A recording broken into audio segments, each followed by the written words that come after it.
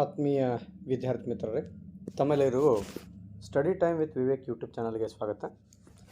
ಇವತ್ತಿನ ನಮ್ಮ ಈ ವಿಡಿಯೋದಲ್ಲಿ ನಾವು ಮೈಸೂರು ಜಿಲ್ಲೆಯ ಒಂದು ಪ್ರಶ್ನೆ ಪತ್ರಿಕೆ, ಮಾದರಿ ಪ್ರಶ್ನೆ ಪತ್ರಿಕೆಯನ್ನು, ಅದಕ್ಕೆ ಉತ್ತರಗಳನ್ನು ಸವಿವರವಾಗಿ ಅಭ್ಯಾಸ ಮಾಡೋಣ.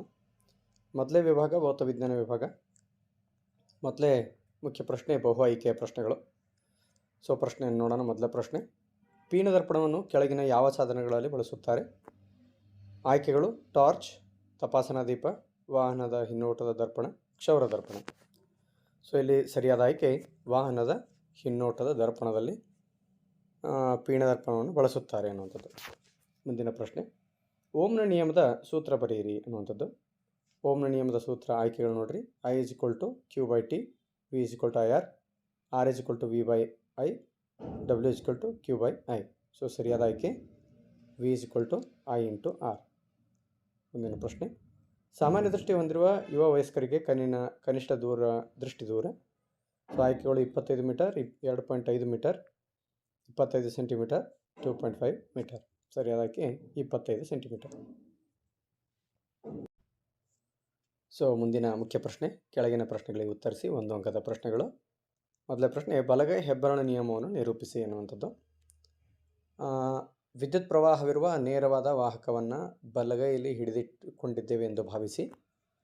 ಸೊ ಬಲಗೈನ ಹೆಬ್ಬೆರಳು ವಿದ್ಯುತ್ ಪ್ರವಾಹದ ದಿಕ್ಕನ್ನು ತೋರಿಸಿದರೆ ಅದನ್ನು ಆವರಿಸಿರುವ ಉಳಿದೆಲ್ಲ ಬೆರಳುಗಳು ಕಾಂತಕ್ಷೇತ್ರದ ದಿಕ್ಕನ್ನು ಸೂಚಿಸುತ್ತವೆ. ಇದು ಬಲಗೈ ಹೆಬ್ಬೆರಳು ನಿಯಮ.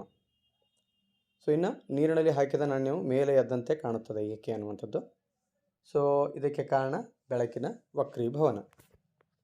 ಸೊ ಮುಂದಿನ ಪ್ರಶ್ನೆ 2 ಅಂಕಗಳ ಪ್ರಶ್ನೆ: ಕೆಳಗಿನವುಗಳಲ್ಲಿ ಜೂಲ್ನ ಉಷ್ಣೋತ್ಪಾದನಾ ಪರಿಣಾಮದ ಅನ್ವಯ ಬರೆಯಿರಿ ಅನ್ನುವಂಥದ್ದು. ವಿದ್ಯುತ್ ಪ್ರವಾಹದ ಉಷ್ಣೋತ್ಪಾದನಾ ಪರಿಣಾಮದ ಪ್ರಾಯೋಗಿಕ ಅನ್ವಯಗಳನ್ನು ತಿಳಿಸಿರಿ ಅನ್ನುವಂಥದ್ದು. ಸೊ ಉಷ್ಣೋತ್ಪಾದನಾ ಪರಿಣಾಮ ಅಥವಾ ಜೂಲ್ನ ಉಷ್ಣೋತ್ಪಾದನಾ ನಿಯಮ, ಇವೆರಡರ ಮೇಲೆ ಕೆಲಸ ಮಾಡ್ತಕ್ಕಂಥ ಸಾಧನಗಳು ಯಾವಪ್ಪ ಅಂತಂದರೆ ವಿದ್ಯುತ್ ಇಸ್ತ್ರಿಪೆಟ್ಟಿಗೆ, ವಿದ್ಯುತ್ ಬಲ್ಬು, ವಿದ್ಯುತ್ ಫ್ಯೂಸ್. ಹೌದಾ? ಸೊ ಇವೆಲ್ಲವುಗಳು ಏನು ಮಾಡ್ತವೆ? ಜೂಲ್ನ ಉಷ್ಣೋತ್ಪಾದನಾ ಪರಿಣಾಮದ ಮೇಲೆ ಕೆಲಸ ಮಾಡ್ತಕ್ಕಂತಹ ಸಾಧನಗಳವ. ಇನ್ನು ಇದರಲ್ಲಿ ವಿದ್ಯುತ್ ಫ್ಯೂಸ್ ಬಗ್ಗೆ ನೋಡಿದಾಗ, ವಿದ್ಯುತ್ ಫ್ಯೂಸ್ ಒಂದು ಸುರಕ್ಷತಾ ಸಾಮಗ್ರಿಯಾಗಿದ್ದು ಅಥವಾ ಸುರಕ್ಷತಾ ಸಾಧನವಾಗಿದ್ದು, ಏನು ಮನೆಯಲ್ಲಿರ್ತಕ್ಕಂತಹ ಏನು ವಿದ್ಯುತ್ ಮಂಡಲ ಇರುತ್ತೆ, ಮುಖ್ಯ ಸ್ವಿಚ್ ಬೋರ್ಡ್ ಇರುತ್ತೆ, ಹೊರಗಡೆಯಿಂದ ಬರತಕ್ಕಂತಹ ಹೆಚ್ಚಿನ ಪ್ರಮಾಣದ ವಿಭವಾಂತರ ಅಕಸ್ಮಾತಾಗಿ ನಮ್ಮ ಮನೆಯ ಮುಖ್ಯ ಮಂಡಲಕ್ಕೆ ಬಂದರೆ ಆ ಸಂದರ್ಭದಲ್ಲಿ ಫ್ಯೂಸ್ನಲ್ಲಿರ್ತಕ್ಕಂತಹ ಏನು ತಂತಿ ಇದೆ ಅದರ ದ್ರವಣ ಬಿಂದು ಭಾಳಷ್ಟು ಕಡಿಮೆ ಇರುತ್ತೆ. ಹೆಚ್ಚಿನ ಪ್ರಮಾಣದ ವಿಭವಾಂತರ ಅದರ ಮೂಲಕ ಪ್ರವಹಿಸಿದಾಗ ಅದು ಕರಗಿ ಮಂಡಲವನ್ನು ಸುರಕ್ಷಿತವಾಡಲಿಕ್ಕೆ ಅದು ವಿದ್ಯುತ್ ಫ್ಯೂಸ್ ಕೆಲಸ ಮಾಡುತ್ತೆ. ಇನ್ನು ಅದೇ ರೀತಿಯಾಗಿ ವಿದ್ಯುತ್ ಬಲ್ಬ್ ಬಗ್ಗೆ ನೋಡಿದಾಗ, ವಿದ್ಯುತ್ ಬಲ್ಬ್ನಲ್ಲಿ ಬಳಸ್ತಕ್ಕಂಥ ತಂತಿ ಟಂಗ್ಸ್ಟನ್ ತಂತಿ. ಸೊ ಇದೊಂದು ಬಹಳ ವಿಶೇಷವಾಗಿರ್ತಕ್ಕಂತಹ ತಂತಿಯಾಗಿದ್ದು ಹೆಚ್ಚಿನ ದ್ರವಣ ಬಿಂದುವನ್ನು ಹೊಂದಿದೆ.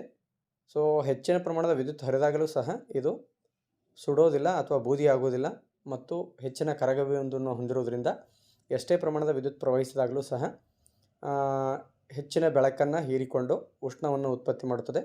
ಆ ಉಷ್ಣ ಉತ್ಪತ್ತಿ ಆಗೋದ್ರ ಜೊತೆಗೆ ಅದು ಬೆಳಕನ್ನು ಉತ್ಸರ್ಜಿಸುತ್ತದೆ. ಸೊ ಈ ರೀತಿಯಾಗಿ ಇವು ಉಷ್ಣೋತ್ಪಾದನಾ ಪರಿಣಾಮದ ಪ್ರಾಯೋಗಿಕ ಅನ್ವಯಗಳಿವೆ 2. ಇನ್ನು ಮುಂದಿನ ಪ್ರಶ್ನೆ ಇದೆ: ಒಂದು ವಿದ್ಯುತ್ ಹೀಟರ್ ವಿದ್ಯುತ್ ಮೂಲದಿಂದ 4 ಆಂಪಿಯರ್ ವಿದ್ಯುತ್ ಸೆಳೆಯುವಾಗ ಅದರ ತುದಿಗಳ ನಡುವಿನ ವಿಭವಾಂತರ 60 ವೋಲ್ಟ್ ಆಗಿದ್ದು, ಸದರಿ ವಿದ್ಯುತ್ ಹೀಟರ್ನ ವಿಭವಾಂತರವನ್ನು 120 ವೋಲ್ಟ್ಗೆ ಹೆಚ್ಚಿಸಿದಾಗ ಆ ವಿದ್ಯುತ್ ಹೀಟರ್ನ ಸೆಳೆಯುವ ವಿದ್ಯುತ್ ಪ್ರವಾಹ ಎಷ್ಟು ಅನ್ನುವಂಥ. ಸೊ ಆ ಪ್ರಶ್ನೆಗೆ ಉತ್ತರವನ್ನು ನೋಡೋಣ. ನೀಡಿರ್ತಕ್ಕಂಥ ವಿದ್ಯುತ್ ಪ್ರವಾಹ 4 ಆಂಪಿಯರ್, ವಿಭವಾಂತರ 60 ವೋಲ್ಟ್ ಇದೆ. ಮೊದಲನೇದಾಗಿ ನಾವು ರೆಸಿಸ್ಟೆನ್ಸನ್ನು ಕಂಡುಹಿಡ್ಕೋಬೇಕು, ಅಂದರೆ ರೋಧವನ್ನು ಕಂಡುಹಿಡ್ಕೋಬೇಕು. ರೋಧವನ್ನು ಕಂಡುಹಿಡಿಯೋಕ್ಕೆ ನಾವು ಬಳಸ್ತಕ್ಕಂಥ ಸೂತ್ರ R=V/I. ಸೊ ಇದನ್ನು ಲೆಕ್ಕಿಸಿದಾಗ ನಮಗೆ 15 ಓಮ್ ರೋಧಕದ ರೋಧ ಸಿಗುತ್ತೆ. ಇನ್ನು ವಿಭವಾಂತರವನ್ನು 120 ವೋಲ್ಟ್ಗೆ ಹೆಚ್ಚಿಸಿದಾಗ ಅಂಥೇಳಿ ನೀಡಲಾಗಿದೆ. ನಮಗೆ ಆಲ್ರೆಡಿ ಈಗ 15 ಓಮ್ ರೆಸಿಸ್ಟೆನ್ಸ್ ಸಿಕ್ಕಿದೆ. ಸೊ ಸೂತ್ರ I=V/R. ಸೊ ಬೆಲೆಗಳನ್ನು ನಮೂದಿಸಿದಾಗ 120/15. ಸೊ ಅಲ್ಲಿ ಪ್ರವಹಿಸ್ತಕ್ಕಂಥ ವಿದ್ಯುತ್ ಪ್ರವಾಹ 8 ಆಂಪಿಯರ್ ನಮಗೆ ಸಿಗುತ್ತೆ. ಸೊ ಈ ರೀತಿಯಾಗಿ ನಾವು ಇದನ್ನು ಲೆಕ್ಕಿಸಬೇಕಾಗತ್ತೆ. ಇನ್ನು ಮುಂದಿನ ಪ್ರಶ್ನೆ, ಒಂದು ನೇರವಾದ ವಾಹಕದ ತಂತಿಯ ಸುತ್ತ ಕಾಂತೀಯ ಬಲರೇಖೆಗಳನ್ನು ಸೂಚಿಸುವ ಏಕಕೇಂದ್ರೀಯ ವೃತ್ತಗಳ ಮಾದರಿಯ ಚಿತ್ರ ಬರೆಯಿರಿ ಅನ್ನುವಂಥದ್ದು. ಸೊ ಚಿತ್ರವನ್ನು ನೀವು ಪ್ರಾಕ್ಟೀಸ್ ಮಾಡಬೇಕು. ಇನ್ನು ಕೆಳಗಡೆ ಒಂದು ಅಥವಾ ಅನ್ನುವಂಥ ಪ್ರಶ್ನೆ ಇದೆ. ಮೇಲಿನ ಚಿತ್ರದಲ್ಲಿ ಎರಡು ಕಾಂತೀಯ ಬಲರೇಖೆಗಳನ್ನು ಒಂದನ್ನೊಂದು ಛೇದಿಸುವುದಿಲ್ಲ ಏಕೆ ಅನ್ನುವಂಥದ್ದು. ಸೊ ಇದು ಸಾಧ್ಯ ಇಲ್ಲ. ಯಾಕೆ ಸಾಧ್ಯ ಇಲ್ಲ ಅಂತಂದರೆ, ಛೇದಿಸುವ ಬಿಂದುವಿನಲ್ಲಿ ಸೂಚಿಕಾಂತವು ಎರಡು ದಿಕ್ಕುಗಳತ್ತ ಒಮ್ಮೆಲೆ ನಿರ್ದೇಶಿಸಲು ಸಾಧ್ಯವಿಲ್ಲ. ಸೊ ಆ ಕಾರಣದಿಂದಾಗಿ ಕಾಂತೀಯ ಬಲರೇಖೆಗಳು ಒಂದನ್ನೊಂದು ಛೇದಿಸುವುದಿಲ್ಲ ಅನ್ನುವಂಥದ್ದು. ಇನ್ನು ಕೆಳಗಿನ ಪ್ರಶ್ನೆಗಳು ಉತ್ತರಿಸಿ. 3 ಅಂಕಗಳ ಪ್ರಶ್ನೆಗಳು.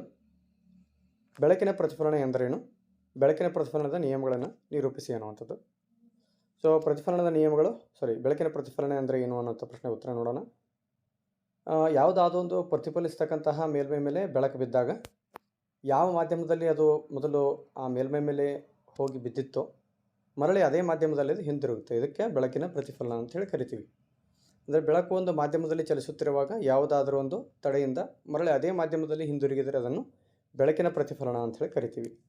ಇನ್ನು ಬೆಳಕಿನ ಪ್ರತಿಫಲನದ ನಿಯಮಗಳನ್ನು ನೋಡಿದಾಗ, ಮೊದಲನೇ ನಿಯಮ ಪತನ ಕೋನವು ಪ್ರತಿಫಲನ ಕೋನಕ್ಕೆ ಸಮವಾಗಿರುತ್ತದೆ. ಮತ್ತು ಎರಡನೇ ನಿಯಮ ಏನಂತಂದರೆ, ಪತನ ಕಿರಣ ಪ್ರತಿಫಲಿತ ಮೇಲ್ಮೈನಲ್ಲಿ ಪತನ ಬಿಂದುವಿನಲ್ಲಿ ಪ್ರತಿಫಲನ ಮೇಲ್ಮೈಗೆ ಎಳೆದ ಲಂಬ ಹಾಗೂ ಪ್ರತಿಫಲಿತ ಕಿರಣ ಇವು ಮೂರು ಒಂದೇ ಸಮತಲದಲ್ಲಿರುತ್ತವೆ ಅನ್ನುವಂಥದ್ದು ಬೆಳಕಿನ ಪ್ರತಿಫಲನದ ಎರಡನೇ ನಿಯಮ.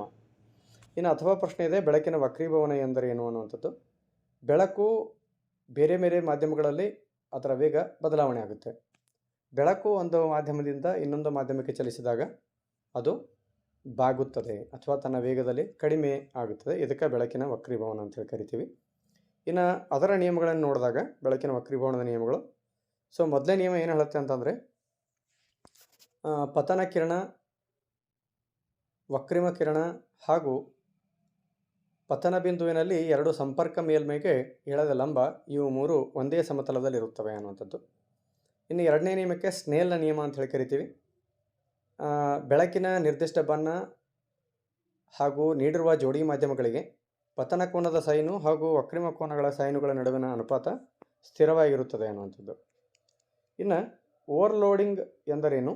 ಗ್ರಹ ವಿದ್ಯುತ್ ಮಂಡಲದಲ್ಲಿ ಉಂಟಾಗುವ ಓವರ್ಲೋಡ್ ತಪ್ಪಿಸಲು ಯಾವ ಮುನ್ನೆಚ್ಚರಿಕೆ ಕ್ರಮಗಳನ್ನು ತೆಗೆದುಕೊಳ್ಳಬೇಕು ಅನ್ನುವಂಥದ್ದು. ಸೊ ಓವರ್ಲೋಡಿಂಗ್ ಅಂತಂದರೆ,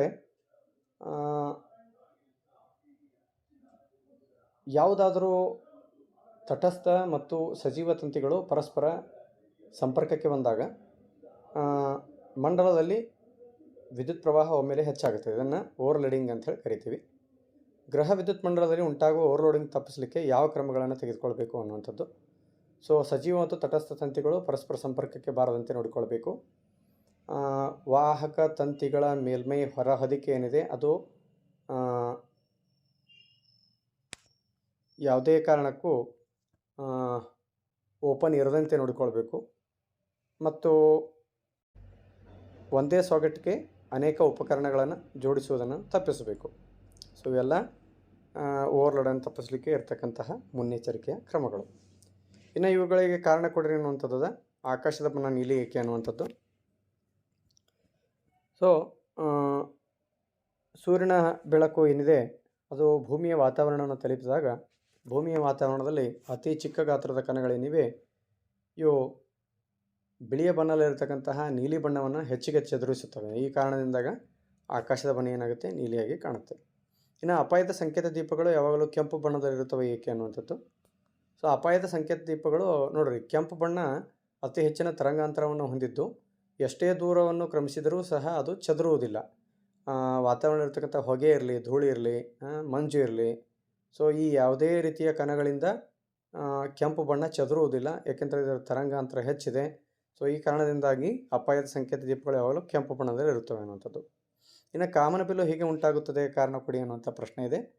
ಸೊ ಕಾಮನಬಿಲ್ಲು ಏನಿದೆ ಅಂತಂದರೆ, ಸೂರ್ಯನಿಂದ ಬರ್ತಕ್ಕಂತಹ ಏನು ಬಿಳಿಯ ಬೆಳಕಿದೆ, ಮಳೆ ಆದಂಥ ಸಂದರ್ಭದಲ್ಲಿ ಈ ಸೂರ್ಯನ ಬೆಳಕಿನ ಕಿರಣಗಳು ಮಳೆಯ ಹನಿಗಳಲ್ಲಿ ಪ್ರವೇಶಿಸಿದಾಗ ಪ್ರತಿಯೊಂದು ನೀರಿನ ಹನಿಯು ಪಟ್ಟಕದಂತೆ, ಕಿರುಪಟ್ಟಕದಂತೆ ವರ್ತಿಸುತ್ತದೆ.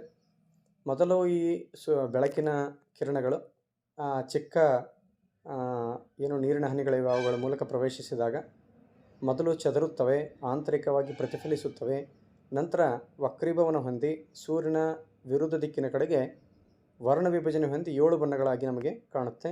ಇದನ್ನು ಕಾಮನಬಿಲ್ಲು ಅಂಥೇಳಿ ಕರಿತೀವಿ. ಸೊ ಈ ರೀತಿಯಾಗಿ ಕಾಮನಬಿಲ್ಲು ಉಂಟಾಗುತ್ತದೆ. ಇನ್ನು ಪೀನ ಮಸೂರದ 2F1 ವಸ್ತುವನ್ನು ಇಟ್ಟಾಗ ಪ್ರತಿಬಿಂಬದ ಸ್ಥಾನ ಮತ್ತು ಪ್ರತಿಬಿಂಬ ಸ್ವಭಾವ ತೋರಿಸುವ ರೇಖಾಚಿತ್ರವನ್ನು ರಚಿಸಿ ಮಸೂರದಿಂದ ಉಂಟಾದ ವರ್ಧನೆಯನ್ನು ಕಂಡುಹಿಡಿಯಿರಿ ಅನ್ನುವಂಥದ್ದು. ಇದು ಬಹಳಷ್ಟು ಇಂಪಾರ್ಟೆಂಟ್ ಆಗಿರ್ತಕ್ಕಂಥ ಚಿತ್ರ. 2F1 ಮೇಲೆ ವಸ್ತುವನ್ನು ಇಟ್ಟಾಗ ಪ್ರತಿಬಿಂಬವೂ ಸಹ ನಮಗೆ 2F2 ಮೇಲೆ ಸಿಗುತ್ತೆ. ವಸ್ತುವಿನಷ್ಟೇ ಗಾತ್ರವನ್ನು ಪ್ರತಿಬಿಂಬವೂ ಸಹ ಹೊಂದಿರುತ್ತದೆ. ಅದರ ಗಾತ್ರ ಆಗಲಿ ಅದರ ದೂರ ಆಗಲಿ ಎರಡೂ ಏನಿರುತ್ತೆ ಸೇಮ್ ಇರುತ್ತೆ. ಸತ್ಯ ಮತ್ತು ತಲೆ ಕೆಳಕಾಲ ಪ್ರತಿಬಿಂಬ ನಮಗೆ ಸಿಗುತ್ತೆ. ಮಕ್ಕಳು ಅದನ್ನು ಪ್ರಾಕ್ಟೀಸ್ ಮಾಡಬೇಕು. ಇನ್ನು ವಾಹಕದ ರೋಧ ಎಂದರೇನು, ಅದು ಅವಲಂಬಿಸಿರುವ ಅಂಶಗಳು ಯಾವುವು ಅನ್ನುವಂಥ ಪ್ರಶ್ನೆ ಕೇಳಲಾಗಿದೆ. ವಾಹಕದ ರೋಧವು ಅವಲಂಬಿಸಿರುವ ಅಂಶಗಳು ಯಾವುವು ಅಂತಂದರೆ ಮೊದಲು ವಾಹಕದ ರೋಧ ಅಂದರೆ ಆವೇಶಗಳ ಹರಿವಿಗೆ ಅಡ್ಡಿಯನ್ನು ಉಂಟು ಮಾಡತಕ್ಕಂತಹ ವಾಹಕ ವಸ್ತುವಿನ ಸ್ವಭಾವ ಏನಿದೆ ಅದಕ್ಕೆ ವಾಹಕದ ರೋಧ ಅಂತ ಹೇಳಿ ಕರಿತೀವಿ. ಇನ್ನು ಅದು ಅವಲಂಬಿಸಿರುವ ಅಂಶಗಳು ಯಾವುವು ಅಂತಂದ್ರೆ ವಾಹಕದ ಉದ್ದ, ವಾಹಕದ ಅಡ್ಡಕೊಯ್ತ, ವಸ್ತುವಿನ ಪ್ರಾಕೃತಿಕ ಗುಣ ಹಾಗೂ ಅದರ ತಾಪ. ಇನ್ನು ವಿದ್ಯುತ್ ಉಪಕರಣಗಳನ್ನು ಸರಣಿ ಕ್ರಮದಲ್ಲಿ ಜೋಡಿಸುವ ಬದಲು ಸಮಾಂತರವಾಗಿ ಜೋಡಿಸಲ್ಪಡುವುದರಿಂದ ಆಗ್ತಕ್ಕಂತಹ ಪ್ರಯೋಜನಗಳೇನು ಅನ್ನುವಂಥದ್ದು. ಸೊ ವಿದ್ಯುತ್ ಉಪಕರಣಗಳನ್ನು ಸರಣಿಯಲ್ಲಿ ಜೋಡಿಸಿದಾಗ ಏನಾಗುತ್ತೆ ಸಮಸ್ಯೆ ಅಂತ ನೋಡಬೇಕು. ಮೊದಲು ಸರಣಿಯಲ್ಲಿ ಜೋಡಿಸಿದಾಗ ಯಾವುದಾದರೂ ಒಂದು ಆ ಸರಣಿಯಲ್ಲಿ ಜೋಡಿಸಿರ್ತಕ್ಕಂಥ ಯಾವುದಾದ್ರೂ ಒಂದು ವಿದ್ಯುತ್ ಸಾಮಗ್ರಿ ಹಾಳಾಯಿತು ಅಂತಂದರೆ ಮುಂದಿನ ವಿದ್ಯುತ್ ಸಾಮಗ್ರಿಗಳಿಗೆ ವಿದ್ಯುತ್ ಪ್ರವಹಿಸುವಿಕೆ ಆಗೋದಿಲ್ಲ. ಇದರಿಂದಾಗಿ ಮುಂದಿನ ಯಾವುದೇ ವಿದ್ಯುತ್ ಸಾಮಗ್ರಿಗಳು ಕಾರ್ಯನಿರ್ವಹಣೆ ಮಾಡೋದಿಲ್ಲ.